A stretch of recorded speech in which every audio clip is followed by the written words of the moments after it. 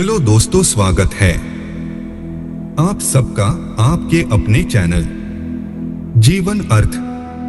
और आज की वीडियो का विषय है श्रीमद् भगवद गीता चौथा अध्याय ज्ञान कर्म संन्यास योग और चौथे अध्याय का महात्म्य। और प्लीज आप वीडियो को लाइक, शेयर और चैनल को सब्सक्राइब जरूर करें ताकि हम आपके लिए नई नई ज्ञान की अनमोल सुविचार वाली वीडियो बनाते रहे। धन्यवाद। अध्याय चौथा है ज्ञान कर्म संन्यास योग। तीसरे अध्याय में भगवान ने कई प्रकार के नियत कर्मों के आचरण की आवश्यकता बताई, फिर भक्ति प्रधान कर्मयोग की विधि से ममता, आसक्ति और कामनाओं का सर्वथा त्याग करके प्रभु प्रीत्यर्थ कर्म करने की आज्ञा दी। उसके बाद उस सिद्धांत के अनुसार कर्म करने वालों की प्रशंसा और नहीं करने वालों की निंदा की है तथा राग और द्वेष के वश में न होकर स्वधर्म पालन के लिए जोर दिया गया है। फिर अर्जुन के पूछने से अध्याय पूरा होने तक काम को सर्व अनर्थों का कारण बताया गया है और बुद्धि के द्वारा इंद्रियों और मन को वश करके उसका नाश करने की आज्ञा दी गई है।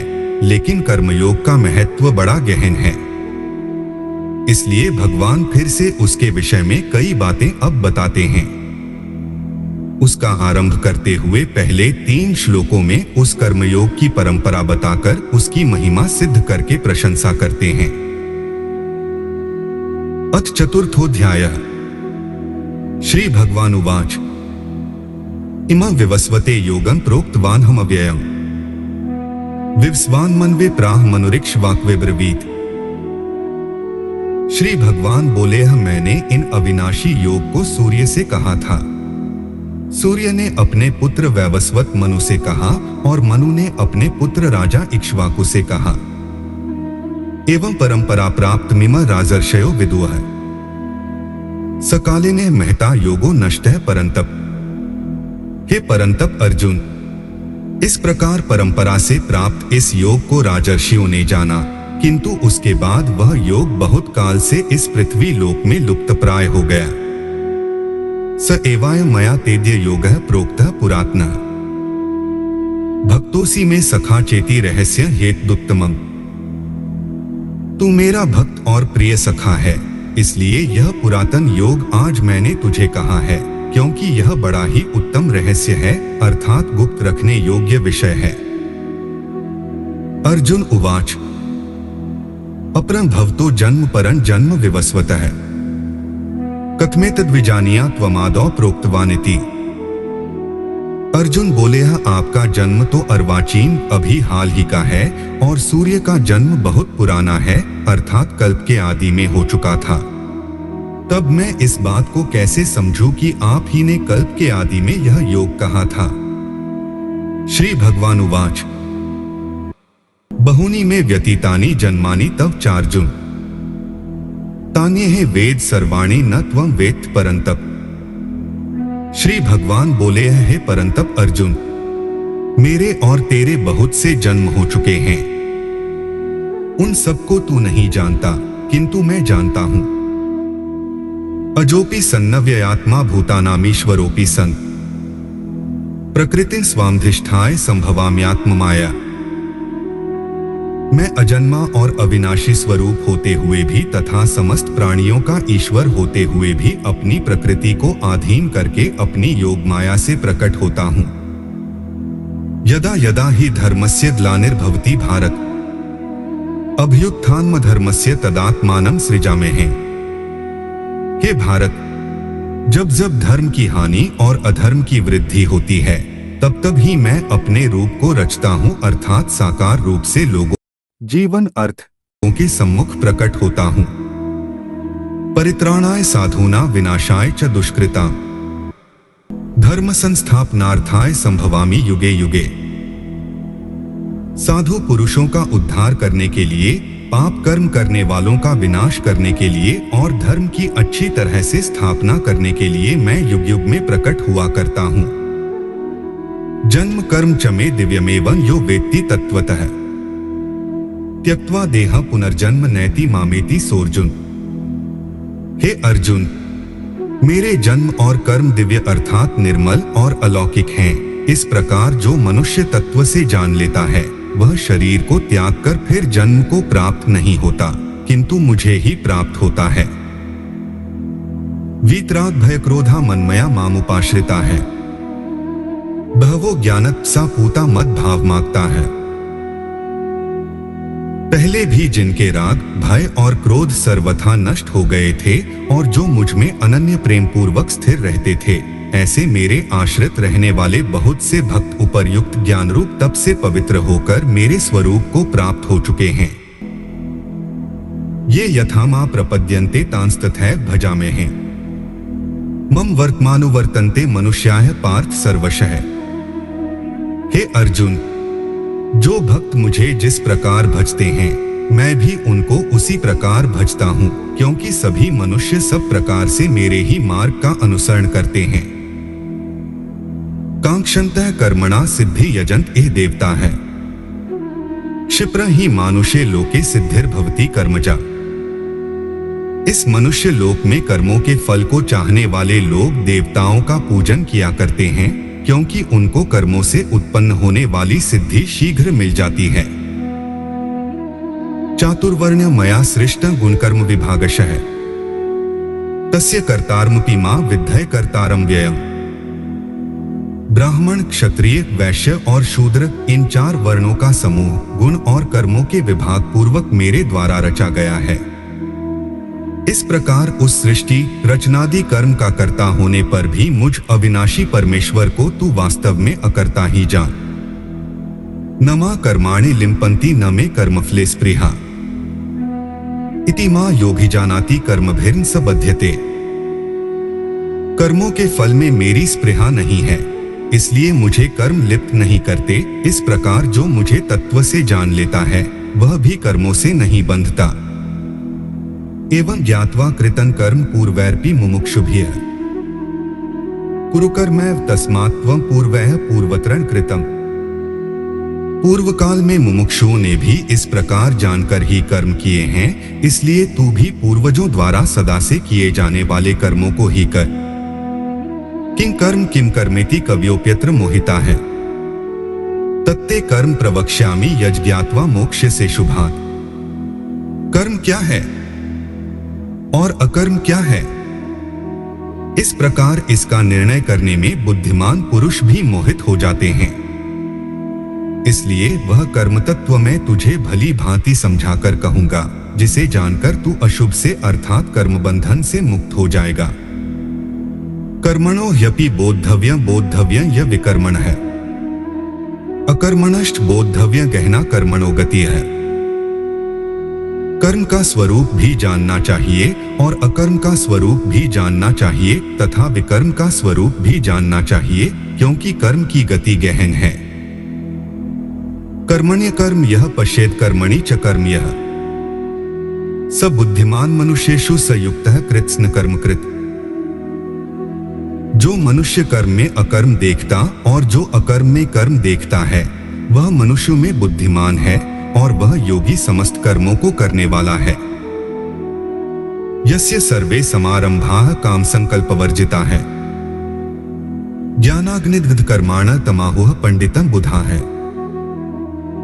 जिसके संपूर्ण शास्त्र सम्मत कर्म बिना कामना और संकल्प के होते हैं तथा जिसके समस्त कर्म ज्ञान रूप अग्नि के द्वारा भस्म हो गए हैं, उस महापुरुष को ज्ञानी जन भी पंडित कहते हैं। त्यक्त्वा कर्मफलासंगं नित्य तृप्तो निराश्रयः, कर्मण्यभिप्रवृत्तोपि नैव किंचित करोति सः। जो पुरुष समस्त कर्मों में और उनके फल में आसक्ति का सर्वथा त्याग करके संसार के आश्रय से रहित हो गया है और परमात्मा में नित्य तृप्त है, वह कर्मों में भली भांति बरतता हुआ भी वास्तव में कुछ भी नहीं करता। निराशीर्य चित्तात्मा त्यक्त सर्व परिग्रहः, शारीरं केवलं कर्म कुर्वन्नाप् जीवन अर्थ नोति किल्बिषम्। जिसका अंतःकरण और इंद्रियों के सहित शरीर जीता हुआ है और जिसने समस्त भोगों की सामग्री का परित्याग कर दिया है, ऐसा आशारहित पुरुष केवल शरीर संबंधी कर्म करता हुआ भी पापों को नहीं प्राप्त होता। यदृच्छालाभ संतुष्टो द्वंद्वातीतो विमत्सरः समः सिद्धाव सिद्धौ च कृत्वापि न निबध्यते।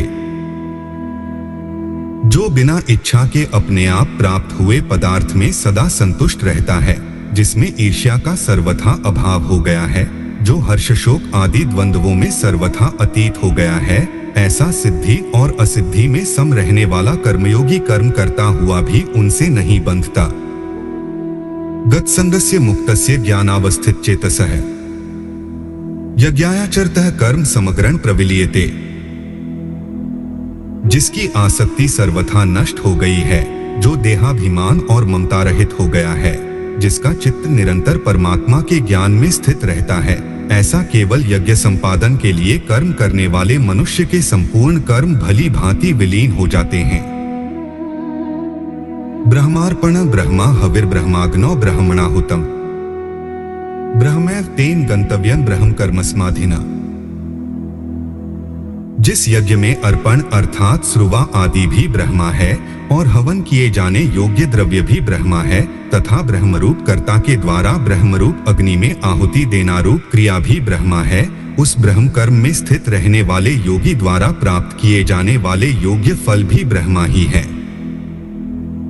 दैव में वापरे यज्ञ योगिनः पर्युपास्ते ब्रह्माग्नाव परे यज्ञ यज्ञेनैवोपजुह्नति। दूसरे योगी जन देवताओं के पूजन रूप पर ब्रह्मा परमात्मा रूप अग्नि में अभेद दर्शन रूप यज्ञ के द्वारा ही आत्मरूप यज्ञ का हवन किया करते हैं। श्रोत्रादीनीन्द्रियाण्यन्ये संयमाग्निषु जुह्नति शब्दादीन विषयानन्य इंद्रियाग्निषु जुह्नति। अन्य योगी जन श्रोत्र आदि समस्त इंद्रियों को संयम रूप अग्नियों में हवन किया करते हैं और दूसरे लोग शब्दादि समस्त विषयों को इंद्रिय रूप अग्नियों में हवन किया करते हैं। सर्वाणींद्रिय कर्माणि प्राण कर्माणि चापरे आत्मसंयमयोगाग्नो जुह्नति ज्ञान दीपिते। दूसरे योगी जन इंद्रियों की संपूर्ण क्रियाओं को और प्राण की समस्त क्रियाओं को ज्ञान से प्रकाशित आत्मसंयम योग रूप अग्नि में हवन किया करते हैं। द्रव्ययज्ञास्तपोयज्ञ योग्यज्ञास्तथापरे स्वाध्याय ज्ञानयज्ञाश्च यतयः संशितव्रता है। कई पुरुष द्रव्य संबंधी यज्ञ करने वाले हैं, कितने ही तपस्या रूप यज्ञ करने वाले हैं, तथा दूसरे कितने ही योग रूप यज्ञ करने वाले हैं, कितने ही अहिंसादि तीक्ष्ण व्रतों से युक्त यत्नशील पुरुष स्वाध्याय रूप ज्ञान यज्ञ करने वाले हैं। अपाने जुह्नति प्राणं प्राणेपान तथापरे प्राणापान गति रुद्ध्वा प्राणायाम परायणा है। अपरे नियतहाराः प्राणान् प्राणेषु जुह्नति सर्वेप्येते यज्ञविदो यज्ञक्षपित कल्मषा है। दूसरे कितने ही योगी जन अपान वायु में प्राणवायु को हवन करते हैं, वैसे ही अन्य योगी जन प्राणवायु में अपान वायु को हवन करते हैं, तथा अन्य कितने ही नियमित आहार करने वालों प्राणायाम परायण पुरुष प्राण और अपान की गति को रोककर प्राणों को प्राणों में ही हवन किया करते हैं। ये सभी साधक यज्ञों द्वारा पापों का नाश कर देने वाले और यज्ञों को जानने वाले हैं। यज्ञ शिष्टामृत भुजो यान्ति ब्रह्मा सनातम नाय लोकोस्त्यज्ञस्य कुतोन्यः कुरुसक्तम। हे कुरुश्रेष्ठ अर्जुन, यज्ञ से बचे हुए अमृत रूप अन्न का भोजन करने वाले योगी जन सनातन परब्रह्म परमात्मा को प्राप्त होते हैं, और यज्ञ न करने वाले पुरुष के लिए तो यह मनुष्यलोक भी सुखदायक नहीं है, फिर परलोक कैसे सुखदायक हो सकता है। एवं बहुविधा यज्ञा वित्ता ब्रह्मणो मुखे कर्मजान विद्धि तान सर्वानेवं ज्ञात्वा विमोक्ष्यसे। इसी प्रकार और भी बहुत तरह के यज्ञ वेद की वाणी में विस्तार से कहे गए हैं। उन सबको तू मन इंद्रिय और शरीर की क्रिया द्वारा संपन्न होने वाला जान। इस प्रकार तत्व से जानकर उनके अनुष्ठान द्वारा तू कर्म बंधन से सर्वथा मुक्त हो जाएगा। श्रेयांद्रव्यम्याद्याज्ञाज ज्ञानयज्ञः परन्तप सर्वं कर्माखिलं पार्थ ज्ञाने परिसमाप्यते। हे परंतप अर्जुन, द्रव्य जीवन अर्थ यज्ञ की अपेक्षा ज्ञान यज्ञ अत्यंत श्रेष्ठ है, तथा यावन मात्र संपूर्ण कर्म ज्ञान में समाप्त हो जाते हैं।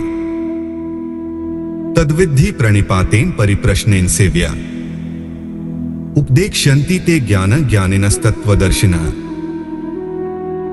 उस ज्ञान को तू तत्वदर्शी ज्ञानियों के पास जाकर समझ, उनको भली भांति दंडवत प्रणाम करने से, उनकी सेवा करने से और कपट छोड़कर सरलता पूर्वक प्रश्न करने से वे परमात्म तत्व को भली भांति जानने वाले ज्ञानी महात्मा तुझे उस तत्व ज्ञान का उपदेश करेंगे।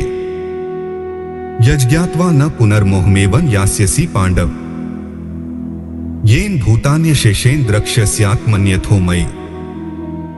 जिसको जानकर फिर तू इस प्रकार मोह को प्राप्त नहीं होगा तथा हे अर्जुन, जिस ज्ञान के द्वारा तू संपूर्ण भूतों को निःशेष भाव से पहले अपने में और पीछे मुझे सच्चिदानंद घन परमात्मा में देखेगा। अपि चेत्सि पापेभ्य सर्वेभ्यः पापकृत्तमः सर्वं ज्ञानप्लवेनैव वृजिनः संतरिष्यसि। यदि तू अन्य सब पापियों से भी अधिक पाप करने वाला है तो भी तू ज्ञान रूप नौका द्वारा निःसंदेह संपूर्ण पाप समुद्र से भली भांति तर जाएगा।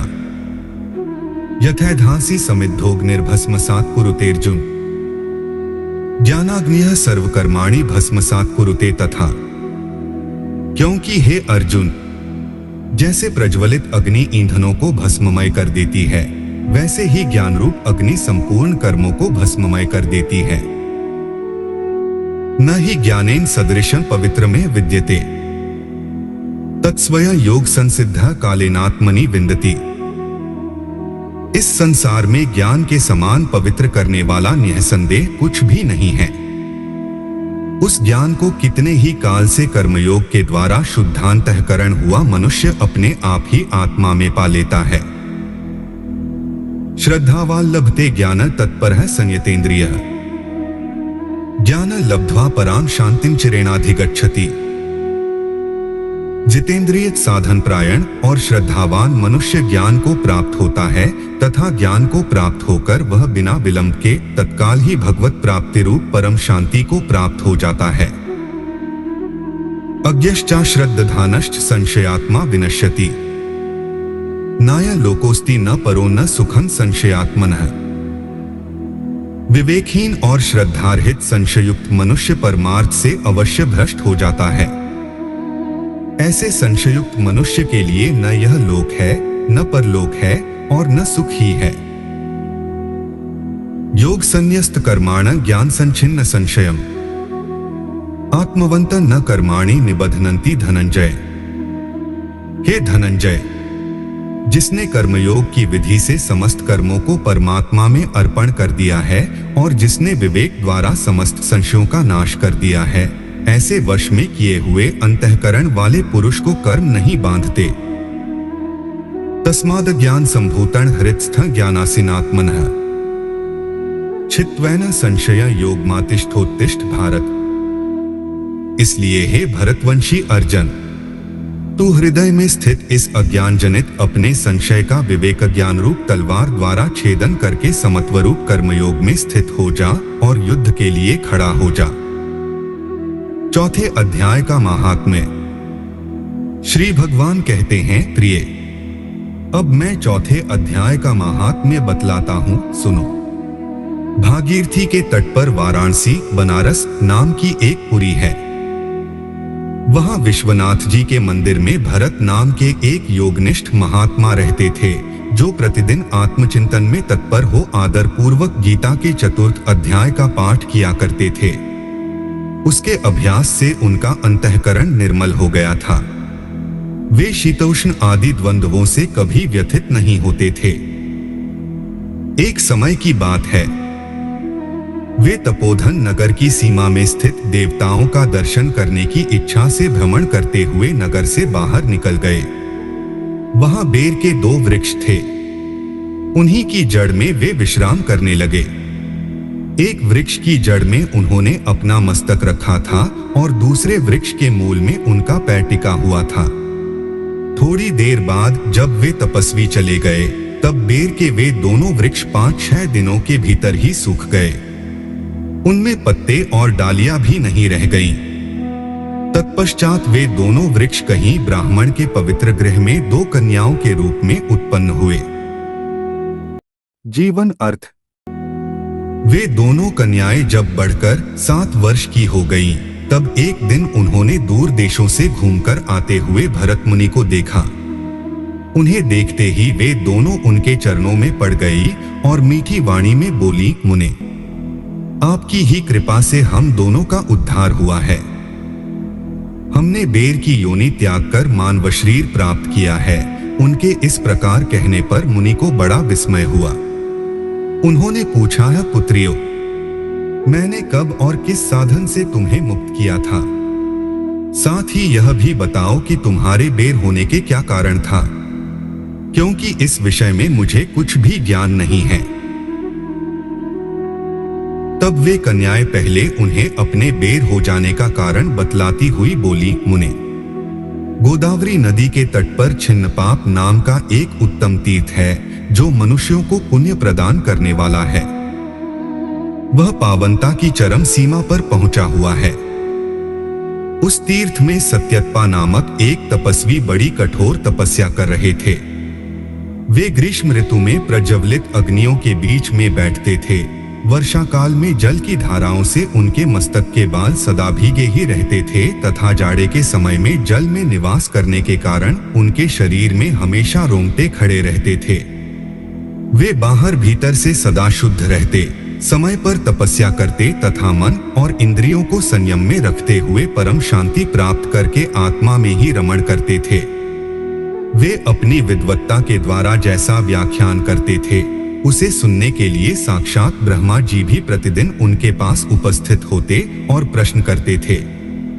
ब्रह्मा जी के साथ उनका संकोच नहीं रह गया था, अतः उनके आने पर भी वे सदा तपस्या में मग्न रहते थे। परमात्मा के ध्यान में निरंतर संलग्न रहने के कारण उनकी तपस्या सदा बढ़ती रहती था। सत्यत्पा को जीवन मुक्त के समान मानकर इंद्र को अपने समृद्धिशाली पद के संबंध में कुछ भय हुआ। तब उन्होंने उनकी तपस्या में सैकड़ों विघ्न डालने आरंभ किए। अप्सराओं के समुदाय से हम दोनों को बुलाकर इंद्र ने इस प्रकार आदेश दिया है, तुम दोनों उस तपस्वी की तपस्या में विघ्न डालो जो मुझे इंद्रपद से हटाकर स्वयं स्वर्ग का राज्य भोगना चाहता है। इंद्र का यह आदेश पाकर हम दोनों उनके सामने से चलकर गोदावरी के तीर पर, जहां वे मुनि तपस्या करते थे, आई। वहां मंद और गंभीर स्वर से बजते हुए मृदंग तथा मधुर वेणुनाद के साथ हम दोनों ने अन्य अप्सराओं सहित मधुर स्वर में गाना आरंभ किया। इतना ही नहीं, उन योगी महात्मा को वश में करने के लिए हम लोग स्वर, ताल और लय के साथ नृत्य भी करने लगी। बीच बीच में जरा जरा सा अंचल खिसकने पर उन्हें हमारी छाती भी दिख जाती थी। हम दोनों की उन्मत्त गति काम भाव का उद्दीपन करने वाली थी, किंतु उसने उन निर्विकार चित्त वाले महात्मा के मन में क्रोध का संचार कर दिया। तब उन्होंने हाथ से जल छोड़कर हमें क्रोध पूर्वक शाप दिया, हरि, तुम दोनों गंगा जी के तट पर बेर के वृक्ष हो जाओ। यह सुनकर हम लोगों ने बड़ी विनय के साथ कहा है, महात्मन, हम दोनों पराधीन थीं, अतः हमारे द्वारा जो दुष्कर्म बन गया है उसे आप क्षमा करें। यूं कहकर हमने मुनि को प्रसन्न कर लिया। तब उन पवित्र चित्त वाले मुनि ने हमारे शापोद्धार की अवधि निश्चित करते हुए कहा है, भरत मुनि के आने तक ही तुम पर यह शाप लागू होगा। उसके बाद तुम लोगों का मर्त्यलोक में जन्म होगा और पूर्व जन्म की स्मृति बनी रहेगी। मुने, जिस समय हम दोनों बेर वृक्ष के रूप में खड़ी थीं, उस समय आपने हमारे समीप आकर गीता के 4थे अध्याय का जप करते हुए हमारा उद्धार किया था, अतः हम आपको प्रणाम करती हैं।